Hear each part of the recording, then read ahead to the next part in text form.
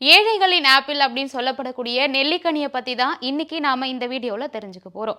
என்னதான் ஏழைகளின் ஆப்பிள் அப்படின்னு வர்ணிக்கப்பட்டாலும், ஆப்பிளை காட்டிலும் அதிக சத்துகள் நிறைந்தது தான் இந்த நெல்லிக்கனி.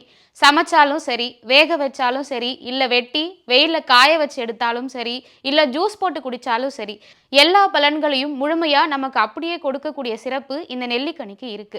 ஆயுளை வளர்க்கும் கனி அப்படின்ற சிறப்பு இந்த நெல்லிக்கனிக்கு மட்டும்தான் இருக்கு.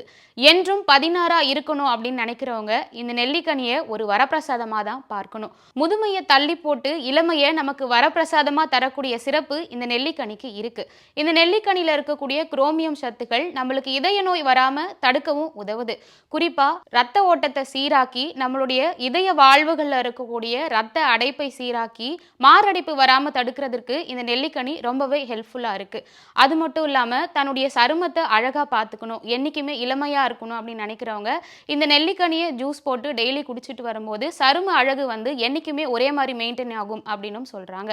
நெல்லிக்கனியில இருக்கக்கூடிய விட்டமின் சி நம்ம உடம்புல இருக்கக்கூடிய எக்ஸஸ் ஃபேட்டை கரைச்சு வெளியேற்றதுனால பாடி ஃபேட்டை கம்மி பண்ணணும், வெயிட் லாஸ் பண்ணணும் அப்படின்னு நினைக்கிறவங்களுக்கு இந்த நெல்லிக்கனி ரொம்பவே ஹெல்ப்ஃபுல்லா இருக்கு. இந்த நெல்லிக்காயை நம்ம தொடர்ந்து சாப்பிட்டுட்டு வரும்போது வெயிட் லாஸ்க்கு இது ரொம்பவே ஹெல்ப்ஃபுல்லா இருக்கும் அப்படின்னு சொல்றாங்க.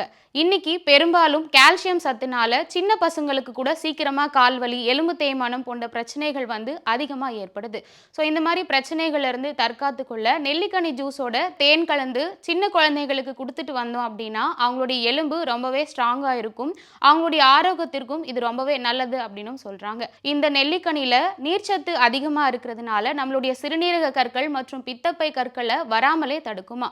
இன்கேஸ் ஆல்ரெடி நமக்கு இந்த சிறுநீரக கல் அல்லது பித்தப்பை கல் இருந்தது அப்படின்னாலும் நாளடைவில் இந்த நெல்லிக்கனி ஜூஸை தொடர்ந்து பயன்படுத்திட்டு வரும்போது படிப்படியாக குறைஞ்சிடும் அப்படின்னு சொல்லப்படுது.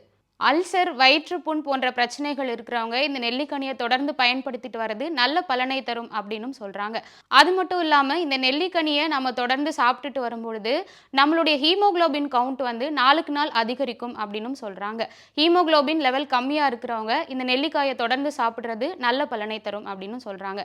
இந்த ஜெனரேஷன்ல நம்ம சாப்பிடக்கூடிய உணவு தான் பல பிரச்சனைகளுக்கு காரணமாவே அமையுது.